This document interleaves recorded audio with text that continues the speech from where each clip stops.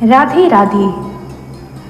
कार्तिक महात्म्य 5वां अध्याय। पृथु बोले, हे मुनीश्वर महाराज, आपने कार्तिक और माघ का बहुत बड़ा फल कहा।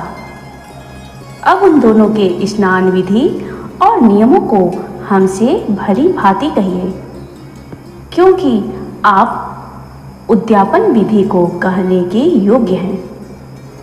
नारद बोले, हे राजन, तुम विष्णु के अंश से उत्पन्न हो, तुमको कुछ अज्ञात नहीं है, तो भी मैं कहता हूं। आप भली भांति नियमों को सुने। आश्विन महीने की शुक्ल पक्ष की एकादशी से कार्तिक पक्ष का आरंभ आलस्य रहित होकर करें। चतुर्थांश अर्थात प्रहर रात्रि पहले प्रतिदिन सदा उठें और ग्राम से उत्तर दिशा को जल का पात्र लेकर जाएं।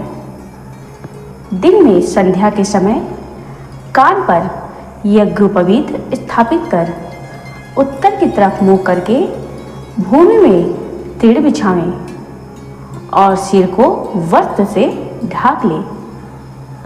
मुख को यत्न से बंद करके थूकने और श्वास लेने से रहित हो मूत्र तथा मल का त्याग करें। रात्रि में दक्षिण दिशा की ओर मुंह करके मल त्यागे। शिश्न को हाथ में थामे हुए उठे और मिट्टी लगाकर धोए। जब तक बास और लेप दूर न हो तब तक शौच को आलस्य रहित होकर करें। लिंग में 1 बार और 3 बार गुदा में, फिर दोनों में 4 बार, 5 बार गुदा और 10 बार एक एक हाथ में, फिर दोनों मिला 7 बार मृत्तिका लगाने। यह गृहस्थों का शौच है। इससे दूना ब्रह्मचारी को कहा है। वानप्रस्थ को 3 गुना और सन्यासियों को 4 गुना शौच कहा है। जो शौच दिन में कहा है उसका आधा रात्रि में और उसका आधा रोगी को कहा है, तथा रोगी का आधा मार्ग में कहा है। शौच कर्म से रहित मनुष्य की सब क्रिया निष्फल हो जाती है। मुख शुद्धि से रहित मनुष्य को मंत्र फलदायक नहीं होते। अतएव दांतों और जीभ की शुद्धि भी यत्न से करें।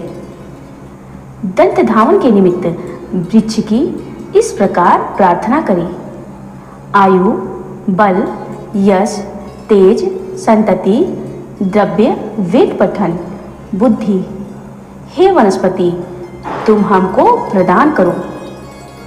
इस मंत्र को पढ़कर 12 अंगुल लंबी गोनर आदि किसी दूध के वृक्ष की दातौन लेकर दांत शुद्ध करें, किंतु छाया तथा व्रत के दिन दातौन न करें। प्रतिपदा, अमावस, नवमी, छठ, रविवार तथा चंद्र और सूर्य ग्रहण में भी दंत धावन न करें। कांटों का वृक्ष कपास, संभालू, पीपल, बड़, अरंड तथा दुर्गंध युक्त वृक्ष दंत धावन में वर्जित है, अर्थात इनकी दातौन न करें। तदनंतर प्रसन्न मन से पुष्प, गंध और तांबूल लेकर भक्ति युक्त हो विष्णु अथवा शिव के मंदिर में जाएं। वहां देवता को पाद्यार्घ आदि उपचारों से पूजन करें। स्तुति तथा नमस्कार करके गीत आदि मंगल करें। ताल, वेणु, मृदंग आदि की ध्वनि से युक्त नाचने वालों समेत गवैयों का फूल चंदन आदि से सत्कार करें। देवालय में गान में तत्पर होने के कारण वे लोग विष्णु के स्वरूप होते हैं।